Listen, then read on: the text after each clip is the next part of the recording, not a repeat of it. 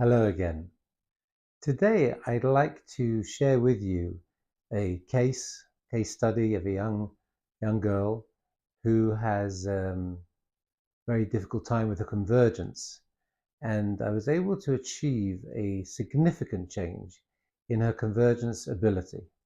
So let's take a look at that video right now.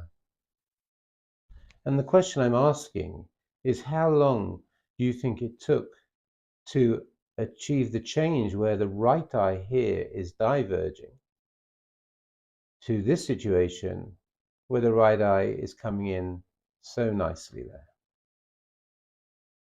And so the question I was asking is, how long did that take to achieve the change from a situation where that right eye was really diverging to the right eye coming in? And some of you might think it took a month or 6 months or a year of optometric vision therapy. And the truth is, the change was made instantaneously. I'm sure that's much to many people's surprise here.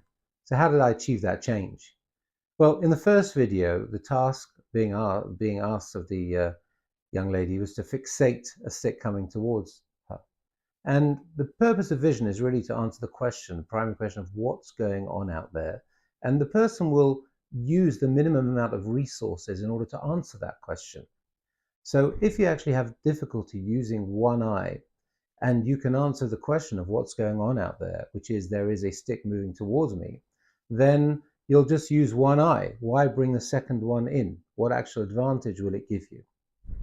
But the second eye will give you an advantage when I change the task, and I did change the task. Now it became a question of I need to put the stick in the straw.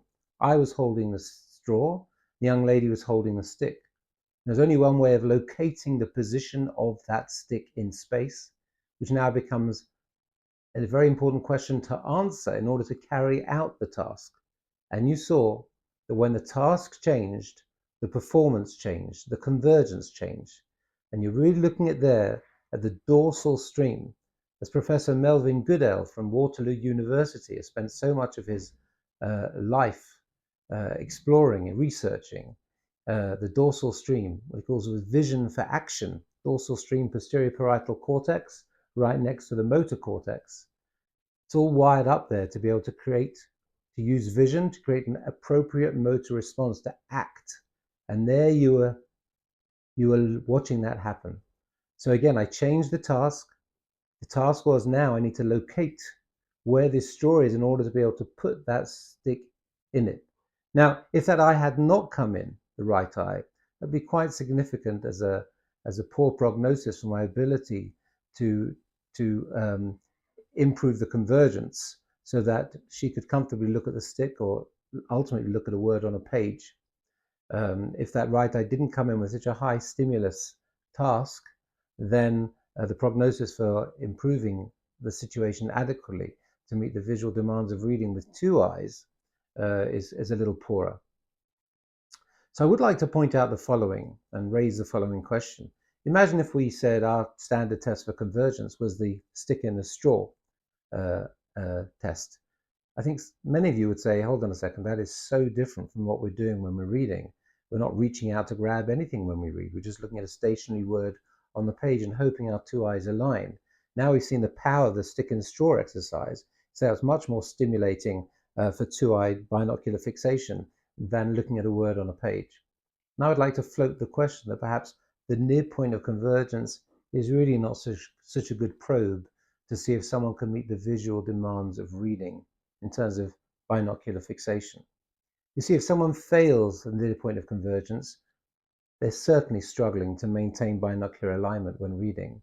But if they pass it, that is still quite a stimulatory target for binocular fixation.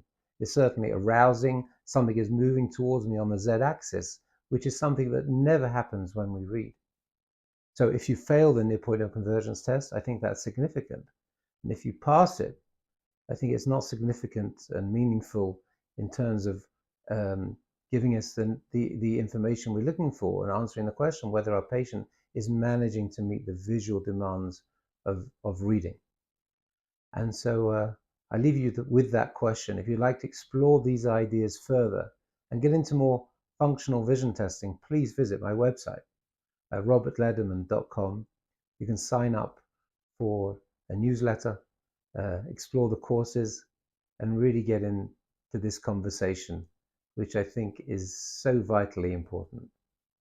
Till next time.